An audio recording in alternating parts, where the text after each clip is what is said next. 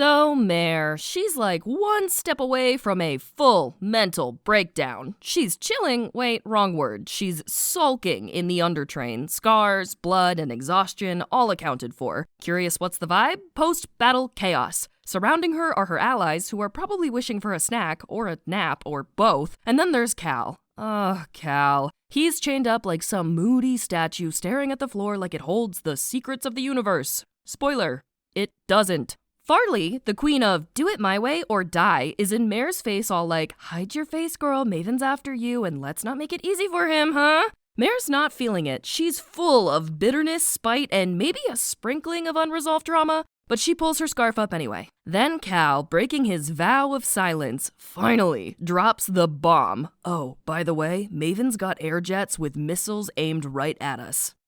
No big deal. Everyone's like, what?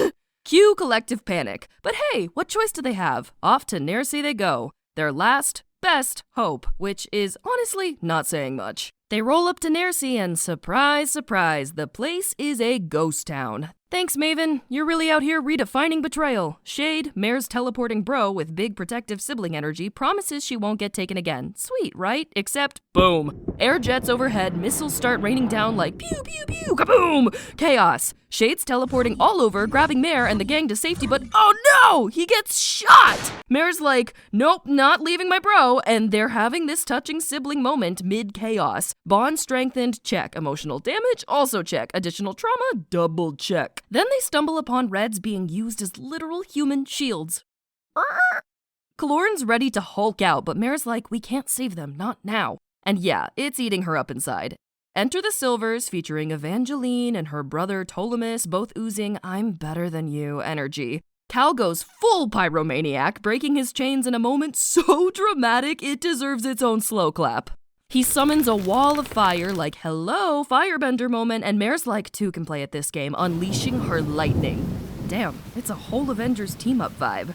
So Maven's all villain monologuing from afar while the squad's out here leaping into a river like it's the Olympics. But plot twist, there's a whole secret underwater craft down there. Farley's like, yeah, it's called the Mursive. Keep up. Dramatic name? Check. Anyway, they're safe under the waves now, leaving behind the fiery chaos of Nersea like a slow-motion action shot.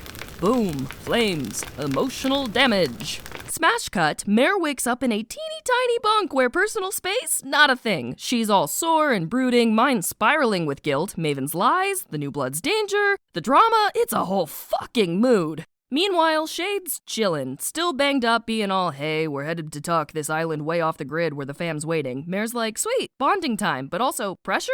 Huge. Because guess who's now in charge of all these Reds with silver powers? Yup, her. No biggie, just leading a revolution. Farley shows Mare around the Mursive, which is basically a metal maze of corridors, weird smells, and saluting guards who have clearly seen some stuff. And then there's Cal. Oh, Cal.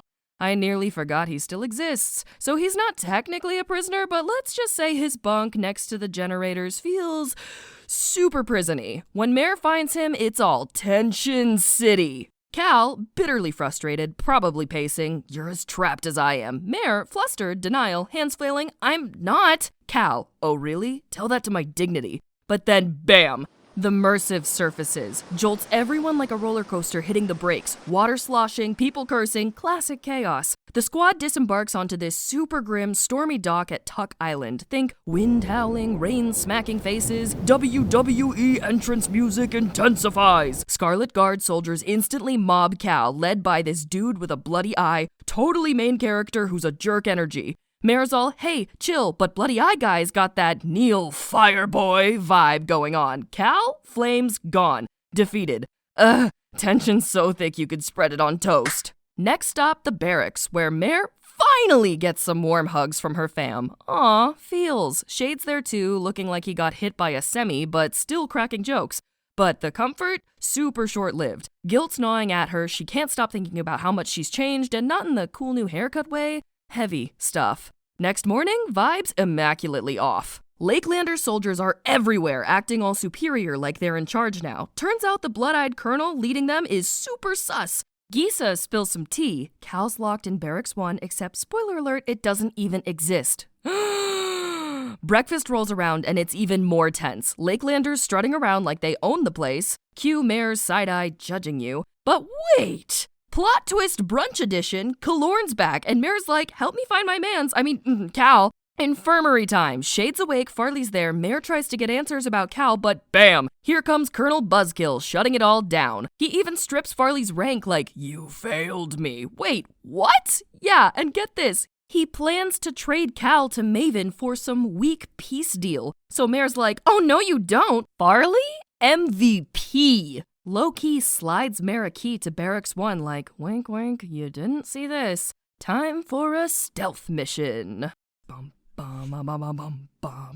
Mare and Kalorn sneak through Tuck like it's a level in a video game. The Barracks 1 reveal? It's underwater. Who designed this? Extra much? So now they're swimming through freezing water, Mare's teeth chattering louder than the suspense. They break into the Colonel's quarters, you know, standard villain lair vibes, and plot twist a photo of the Colonel and Farley when she was a kid. Yup, he's her dad.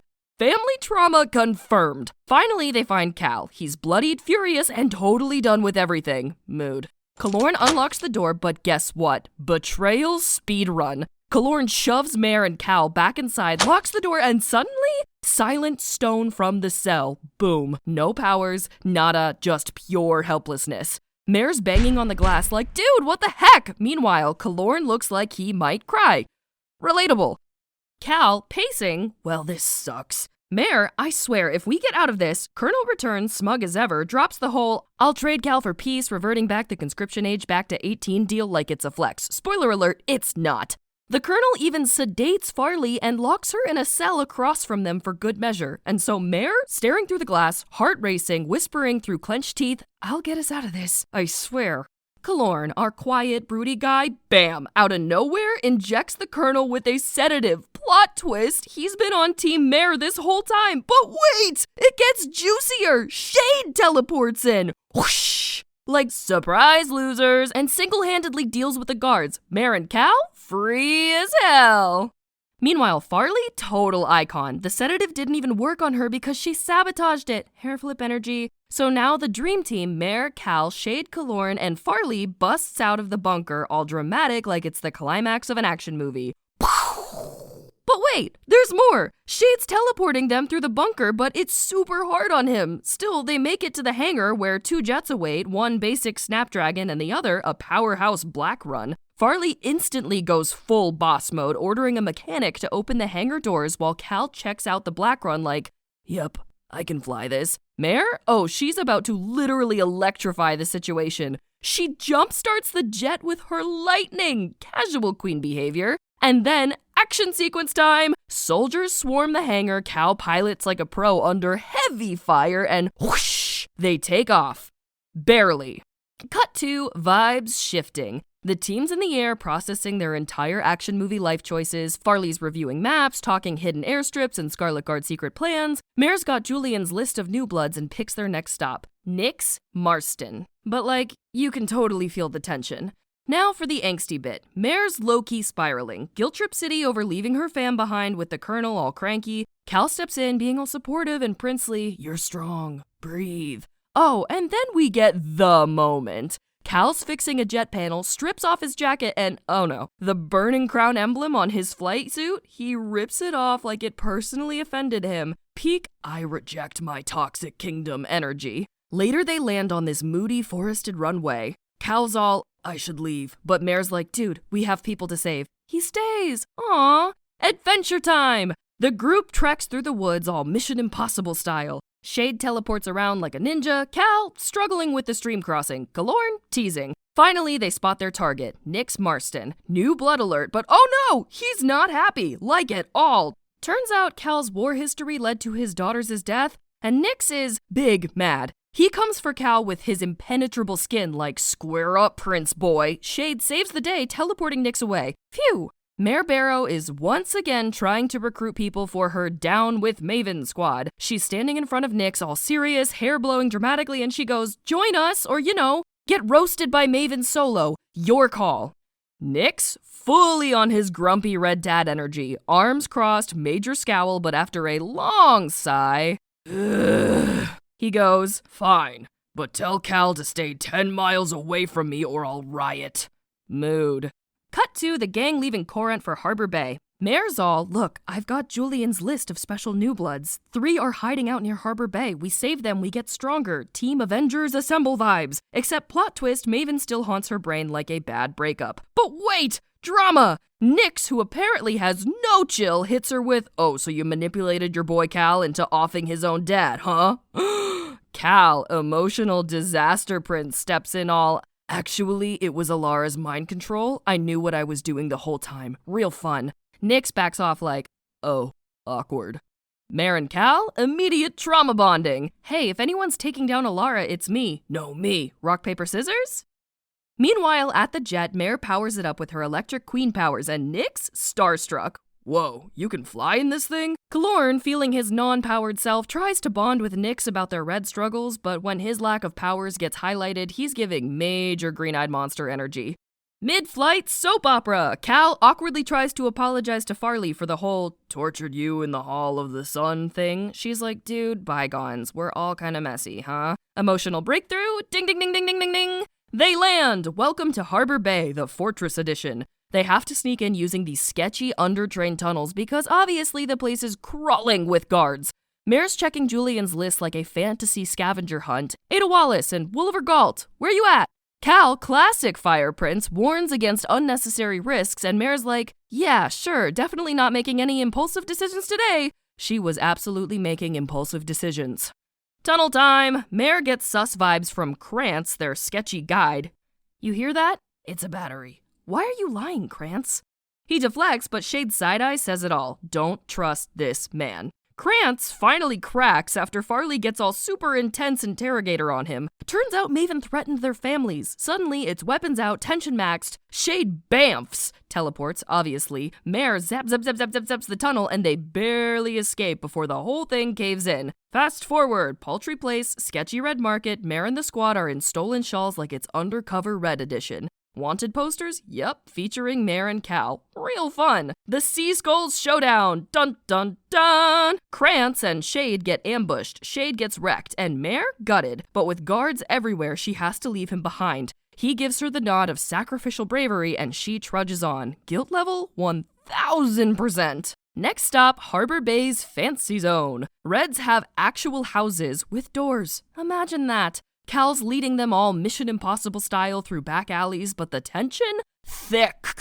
Then they stumble on the Red Watch literally hanging from trees. Farley's trying to stay strong, but it hits everyone like a gut punch. They keep moving. Cal stops in front of the security center. Big Maven Palace energy. Banners, silver guards, nymph pools, the whole villain layer starter pack. Mare, we're so breaking in. Cal? But maybe not with murder. Mare, smirking. Sure, no murder. Just a little arson. Cal, sighing. Okay, but I'm not torching anyone unnecessarily. Farley cracks her knuckles. All right, enough talk. Let's break in. Mare Barrow and her squad are strolling into what they think is a chill mission, but plot twist, it's a big fat trap.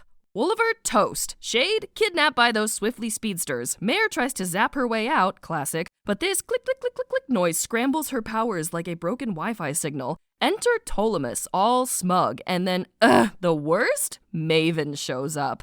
Drama King extraordinaire with a shiny gadget that supercharges Mare's ability, but instead of cool lightning bolts, it's just pure pain. Like, ow, ow, ow, ow, ow, pain! 4 days later, Mare wakes up, shocker, in a Scarlet Guard safe house, basically a human bruise. Cal's hovering like a worried golden retriever. So, Maven's defense? Yeah, it fried your powers like a sad overcooked waffle. Also, he's obsessed with you, FYI. Mare's brain rewinds to Maven's last creepy quote, I will always find you and save you. Gag. Cal, bless him, is all serious prince mode. We will take him down and Alara too. Mare? She's already spiraling with guilt, but rallies herself with a classic hero one-liner. We're going to kill Maven and his mother. 3 days, 3 whole days of finding dead new bloods. Mood low, but now they're in Templin, this sleepy, middle-of-nowhere town. Mare's running point since Shade's still out of commission and Cal's back at camp being a hotshot battle instructor for the baby new bloods. Squad today, Farley, Krantz, Nyx, and newbie Herrick. Herrick, super nervous, has illusion power, so Mare's hyping him up like, you got this, dude, pretend we're invisible ninjas. Herrick actually turns them invisible. Mission? Infiltrate. Scarlet Guard contact Ellie Whistle guides them to the Marcher House. They sneak through the market, so far so good, but plot twist! The Marcher House is empty! Red flag? Oh yeah! Mare's spidey sense starts tingling. She spots a spark near a basket, because of course electricity speaks to her, and wait for it, there's a baby, or rather, a baby's body, holding a note. Farley's barely keeping it together, Mare's stomach is doing Olympic backflips, and then bam! Silver officers burst in. Herrick freaking out. Farley ready to fight. Mare, everyone shut up and stay invisible. The soldiers clearly grossed out. One literally barfs. Ew. Don't see them. They escape, but Mare, she's shattered. Back at the jet, the note reveals Maven's latest creepogram. Surrender or more will die. Mare, raging. Oh, he is going down.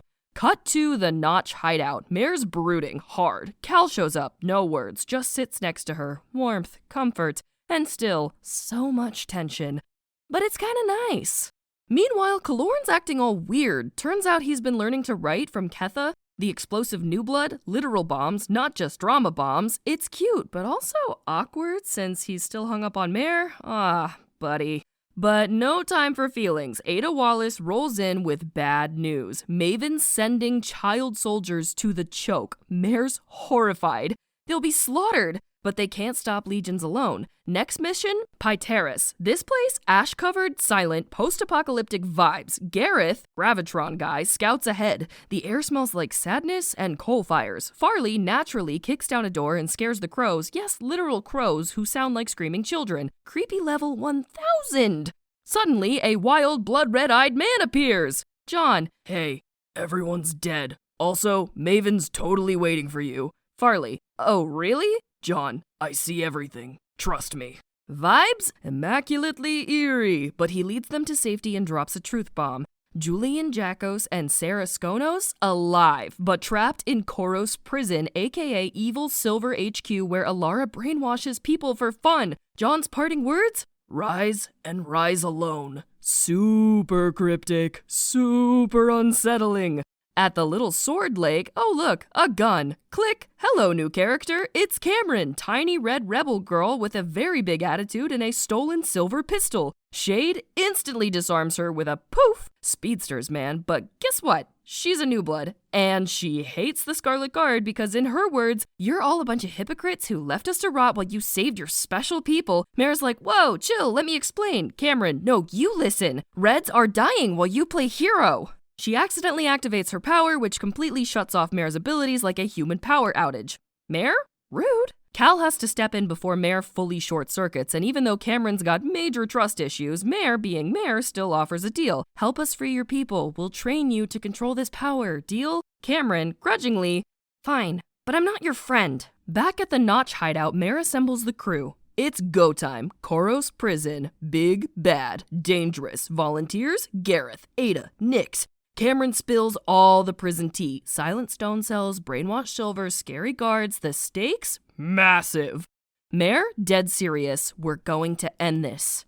Cal, all serious and broody, suggests releasing the imprisoned silvers to stir up chaos like it's a season finale plot twist. The group's like, excuse me, what? But he goes full tactical nerd mode and somehow it actually makes sense? Classic Hot Prince logic.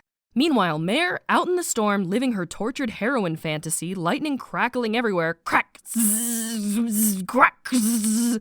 Wind whipping her hair, practicing her lightning powers so hard it's giving main character energy. Then Kaloran shows up, dripping sarcasm like it's his day job. Hey Sparky, practicing for the circus, but the teasing?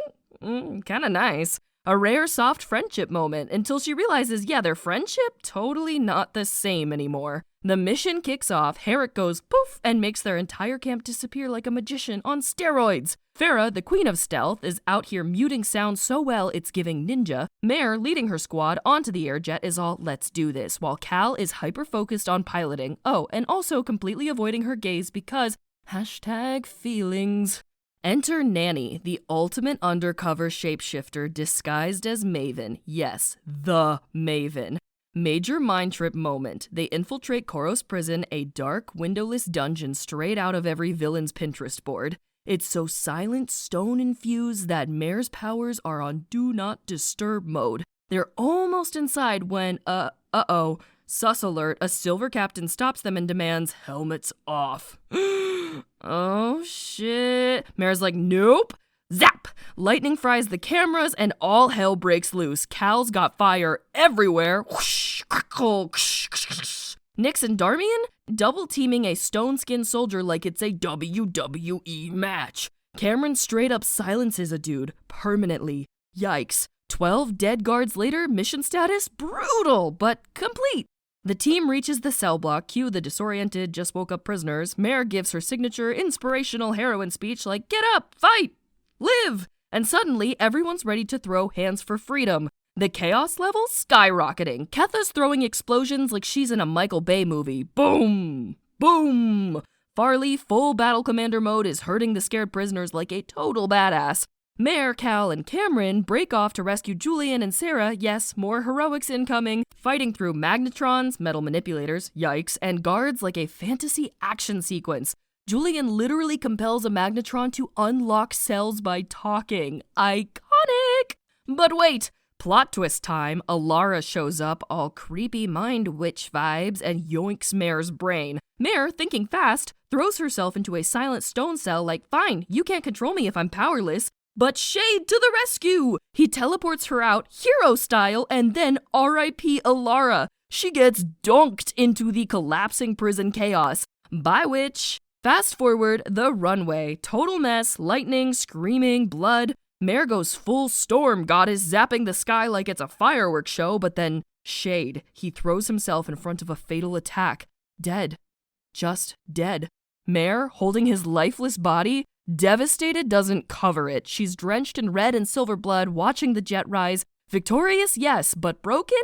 Absolutely shattered. Cut to the escape plane. Cal's piloting a cargo jet packed with over 300 escapees. Silvers and new bloods, Mare curled in a corner, not talking, replaying Shade's death like a broken record. Grief? Overwhelming. She demands they head to Tuck. Farley, also grieving, snaps like full body shove kind of fight. You sacrificed him! Tensions? Peaking. And Cal, emotional rift exponentially widening. Tuck's a whole mess. 300 scared escapees, confused rebels, reinforcements everywhere. Then enter Colonel Farley. Plot twist. He's got Montfront emissaries Rash and Tahir with him, offering sanctuary for new bloods. Mare's all, thanks, but no thanks, suspicious dudes with mysterious motives. Then, bombshell. The colonel drops a mission briefing. 5,000 child soldiers, yes, children, are about to get shipped off to the choke. Mare? Not on her watch. She plans an infiltration, pretending to be recruits. Cal? Thinks it's suicide. Kalorn? In. Cameron? In. Nanny? Of course. Cal finally gives in, but Farley? Too broken. Shade's funeral. Quiet. Heartbreaking. Then, whoosh! Mid-flight on the Black Run. Captured. Magnetrons. Enter Maven. Full evil prince mode. Surrender or your friends die. So Mare does. For them. Cut to, she's half-conscious, sounder device zapping her into oblivion, shackled, powerless, and trapped in some ominous transport. The vehicle stops, dragged outside, boom, on the bridge of Archeon. Cameras flashing, people screaming, waving photos of the dead. Mare totally Public Enemy #1 vibes. Caesar Square, enter Evangeline dressed like a murderous crystal chandelier. John lurking like a guilty specter, and Maven lounging on a throne like he invented villainy. Mare's dragged to him, and instead of just ending her, he clicks a jeweled collar around her neck with a leash. Maven, voiced like poisoned honey. You put her body on display? Fine, I'll do the same to you. He yanks the leash, hard. Mare stumbles, and he points to the ground. Mare kneels, and that's how we end up here. Mare on her knees in front of a psychotic prince with a thing for jewel-encrusted torture devices. Real upgrade from electrocuting prison guards, huh?